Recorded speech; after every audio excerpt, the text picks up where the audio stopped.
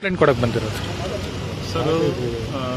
ಇದು ನಿನ್ನೆ ಏನು ಮಾಡಿದ್ದಾನೆ ಅವನು ಡಾಕ್ ಸತೀಶ್ ಅನ್ನೋ ಹುಚ್ಚ ಅರೇಂಜ್ಮೆಂಟ್ಲು ಸರ್. ಅವನು ಏನು ಮಾಡಿದ್ದಾನೆ, ಒಂದು ಯಾವುದೋ ಒಂದು ಮಾಲ್ಗೆ ಹೋಗಿ ಮೂತ್ರ ವಿಸರ್ಜನೆ ಮಾಡಬೇಕಾದ್ರೆ ನಮ್ಮ ಸುದೀಪ್ ಅಣ್ಣನ ಸಾಂಗನ್ನು ದಾದಾ ಯಾರು ಗೊತ್ತಾ ಅನ್ನೋ ಆ ಒಂದು ವಿಡಿಯೋ ಮಾಡಿ ಅದಕ್ಕೆ ಆ ಸಾಂಗನ್ನು ಅದು ಕೂಡಿಸ್ಬಿಟ್ಟು ಸೋಷಿಯಲ್ ಮೀಡಿಯಾದಲ್ಲಿ ಹರಿಬಿಟ್ಟಿದ್ದಾನೆ.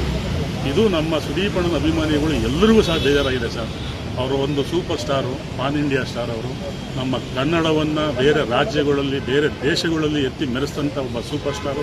ನೆರು ನಟನಿಗೆ ಇದು ಕೊಡುವಂಥ ಗೌರವ ಅಲ್ಲ, ಇದು ನಮ್ಮ ಸಂಸ್ಕೃತಿನೂ ಅಲ್ಲ ಸರ್. ಅವನಿಗೆ ಇದು ನನ್ನ ಕಾನೂನು ಪ್ರಕಾರವಾಗಿ ಅವನು ಬುದ್ಧಿ ಕಲಿಸ್ಬೇಕು ಅಂದ್ಬಿಟ್ಟು ನಾವು ಇವತ್ತು ಸ್ಟೇಷನ್ ಹತ್ರ ಬಂದಿದ್ದೀವಿ. ಅವನಿಗೆ ಈ ಸಾಹೇಬರು ಹೇಳಿದ್ದಾರೆ, ಅವನಿಗೆ ಕರೆಸಿ ಮಾತಾಡ್ತೀನಿ ಇದ್ದಲ್ಲ. ಇದನ್ನು ನಾವು FIR ಮಾಡಿ ಕಾನೂನು ಪ್ರಕಾರ ಹೋರಾಟ ಮಾಡ್ತಾಯಿದ್ದೀವಿ.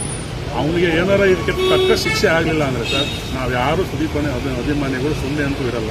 ಅವನು ಬುದ್ಧಿ ಕಲಿಸ್ತೀವಿ. ಈ ಹುಚ್ಚಾಟ ಎಲ್ಲ ನಮ್ಮ ಹತ್ರ ಬೇಡ, ಸುದೀಪ್ ಅಣ್ಣನ ಅಭಿಮಾನಿಗಳ ಹತ್ರ ಬೇಡ. ನಿಮ್ಮ ಪರ್ಸ್ನಲ್ ಏನೇ ಇದ್ರೂ ನೀವು ಮಾಡಿಕೊಳ್ಳಿ. ಇದು ಸುದೀಪ್ ಅಣ್ಣನ ವಿಷಯದಲ್ಲಿ ಬಂದ್ರಂತೂ ಆ ಹುಚ್ಚಿಗೆ ತಕ್ಕನಾದ ಬುದ್ಧಿ ಕಲಿಸ್ಬೇಕು ಅಂತ ಹೇಳ್ತೀವಿ ಸರ್. ಅದೇ ಗೊತ್ತಲ್ಲ ಸರ್, ಅದು ಪಬ್ಲಿಸಿಟಿ.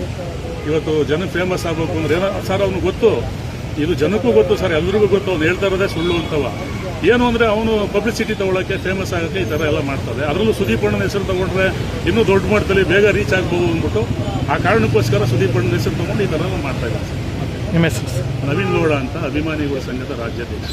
ಕಾಂಟ್ರವರ್ಸಿ ಮಾಡೋ ಹುಚ್ಚತಾನ ಸರ್ ಅವನಿಗೆ ಹುಕ್ ಆರ್ ಕ್ರುಕ್, ನಾನು ಒಂದು ಫೇಮಲ್ಲಿ ಇರಬೇಕು, ನೇಮಲ್ಲಿ ಇರಬೇಕು ಸರ್, ಆ ಥರ ಇರಬೇಕು, ಒಳ್ಳೆ ರೀತಿಲಿ ಇರಲಿ.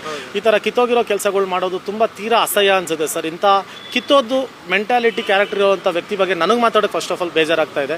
ಯಾಕೆ ಅಂದಾಗ ನಮ್ಮ ಕರ್ನಾಟಕದ ಮೇರು ನಟರು ಸುದೀಪ್ ಸರ್, ಅಂಥವ್ರ ಸಾಂಗ್ಗೆ ಇವನ್ನೆಲ್ಲ ಮೂತ್ರ ವಿಸರ್ಜನೆ ಮಾಡಿಕೊಂಡು ಅದು ಸುದೀಪ್ ಸರ್ ಸಾಂಗ್ ಹಾಕೊಂಡ್ರೆ ನನಗೆ ಪರ್ಸನಲಿ ಬೇಜಾರಾಯಿತು. ನಾನೇನು ಅವನಿಗೆ ಕಮೆಂಟು ಮಾಡಿದ್ದೀನಿ, ಮೆಸೇಜು ಹಾಕಿದ್ದೀನಿ. ಅದಕ್ಕೆ ಎಲ್ಲೋ ಒಂದು ರೆಸ್ಪಾಂಡ್ ಮಾಡದಿರೋ ಕಾರಣ ನಾವು ಸ್ಟೇಷನ್ಗೆ ಬಂದು ಲೀಗಲಿ ಅದೇನಾಗುತ್ತೋ ನಾವು ಕಂಪ್ಲೇಂಟ್ ಕೊಟ್ಟಿದ್ದೀವಿ ಸರ್. ಅದಕ್ಕೂ ಒಂದು ಬಗ್ಗಿಲ್ಲ ಅಂದಾಗ ನಾವು ಡೆಫಾಮೇಷನ್ ಕೇಸ್ ಆಗೋಕೆ ರೆಡಿ ಆಗಿದ್ದೀವಿ. ಇವತ್ತು ಹುಚ್ಚಾಟನ ಸ್ಟಾಪ್ ಮಾಡಬೇಕಾಗುತ್ತೆ ಅವನು. ಯಾಕಂದರೆ ಯಾರಾದರೂ ಒಬ್ರು ಕಡಿವಾಣ ಹಾಕಲೇಬೇಕಲ್ಲ ಸರ್. ತೀರಾ ತಪ್ಪಾಗಿ ಸುದೀಪ್ ಸರ್ ಬಗ್ಗೆ ಏಕವಚನಲ್ಲಿ ಮಾತಾಡ್ತಾನೆ. ನಮ್ಮ ಇಂಡಸ್ಟ್ರಿಯವ್ರ ಬಗ್ಗೆ ಏಕವಚನಲ್ಲಿ ಯಾರು ಸರ್ ಇವನು? ಎಲ್ಲೋ ಕಿತ್ತೋಗಿರೋ ಬಿಸ್ನೆಸ್ ಮಾಡಿಕೊಂಡು ಯಾವುದೋ ಕಿತ್ತೋಗಿರೋ ಸ್ಟೇಜಲ್ಲಿರೋಂಥ ವ್ಯಕ್ತಿಗಳು, ಒಂದು ತೂಕ ಇರೋ ವ್ಯಕ್ತಿಗಳ ಬಗ್ಗೆ ಮಾತಾಡಬಾರ್ದು, ರೆಸ್ಪೆಕ್ಟ್ ಕೊಡಬೇಕು.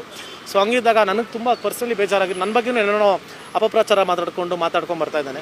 ಸೊ ಅದೆಲ್ಲ ಸ್ಟಾಪ್ ಆಗಬೇಕು ಅಂತ ನಾನು ಬಂದದಕ್ಕೆ ಕಂಪ್ಲೇಂಟ್ ಕೊಟ್ಟಿದ್ದೀನಿ ಸರ್. ಸರ್, ಇದು ಮೊದಲಲ್ಲ, ಈಗ ಇತ್ತೀಚಿನ ದಿನಗಳಲ್ಲಿ ಅಂದರೆ ಬಿಗ್ ಬಾಸ್ಗೆ ಹೋಗಿ ಬಂದ ನಂತರದಲ್ಲೂ ಕೂಡ ಅಲ್ಲಿರುವಂಥ ಕಂಟೆಸ್ಟೆಂಟ್ ಆಗಿರ್ಬೋದು, ಮತ್ತು ನೀವು ಹೇಳ್ದಂಗೆ ಬೇರೆ ಬೇರೆ ನಟರ ಬಗ್ಗೆ ಮಾತಾಡಿರೋದಾಗಿರ್ಬೋದು, ಇದೆಲ್ಲ ಸಾಕಷ್ಟು ಕಾಂಟ್ರವರ್ಸಿ ಆಗ್ತದೆ. ಏನಕ್ಕೆ ಈ ರೀತಿಯಾಗಿ ಮಾಡ್ತಿದ್ದಾರೆ ಅವ್ರೇನು ಅಂತ ಹೇಳಿ ಸರ್? ಇಲ್ಲ ಸರ್, ಅವ್ನಿಗೆ ಕರೆಕ್ಟಾಗಿ ಇನ್ನೂ ಒದೆ ಬಿದ್ದಿಲ್ಲ ಸರ್. ಎಲ್ಲ ಫ್ಯಾನ್ಸು ತಿರುಗಿ ಬಿದ್ದು ಒಂದು ಸತಿ ರೋಡಲ್ಲಿ ನಿಲ್ಸ್ಕೊಂಡು ಹುಚ್ಚನೆ ಹೊಡೆದಂಗೆ ಹೊಡಿತಾರೆ ಸರ್. ಹೊಡೆದಾದ್ಮೇಲೆ ಅವ್ನಿಗೆ ಬುದ್ಧಿ ಬರುತ್ತೆ ಅನಿಸುತ್ತೆ. ಬಹುಶಃ ಅದಾದಮೇಲೂ ಬರಲ್ಲ ಅನಿಸುತ್ತೆ. ಯಾಕಂದರೆ ಅವ್ರಿಗೊಬ್ಬ ಮಗ ಇದ್ದಾನೆ. ನಾವು ಒಂದು ಇಂಟರ್ವ್ಯೂ ಮಾಡಿದಾಗ ಅವ್ನು ಹೇಳಿದ್ವಿ, ನಿನಗೊಬ್ಬ ಮಗ ಇದ್ದಾನೆ, ಅವ್ನ ಫ್ಯೂಚರ್ನ ನೋಡಿಕೊಂಡು ಅವನ್ನ ದೃಷ್ಟಿಯಲ್ಲಿ ಇಟ್ಕೊಂಡು ಇನ್ನು ಮುಂದೆ ಆದರೂ ಈ ಥರ ಕಿತ್ತೋಗಿರೋ ಕೆಲಸಗಳು ಮಾಡಬೇಡ ಅಂತ ಹೇಳೋದನ್ನೂ ಈ ಥರ ಮಾಡ್ಕೊಂಬರ್ತಾ ಇದ್ದಾನೆ. ಅದೆಲ್ಲೋ ತೀರಾನೇ ತಪ್ಪು ಬೀಳುತ್ತೆ ಸರ್. ಇಷ್ಟಲ್ಲೇ ಅವ್ನಿಗೆ ಹಿಂಗೆ ಆಡ್ತಾ ಇದ್ರೆ ಫ್ಯಾನ್ಸೇ ಹೋಗಿ ಕೊಡ್ತಾರೆ ಅವ್ನು ರೋಡಲ್ಲಿ.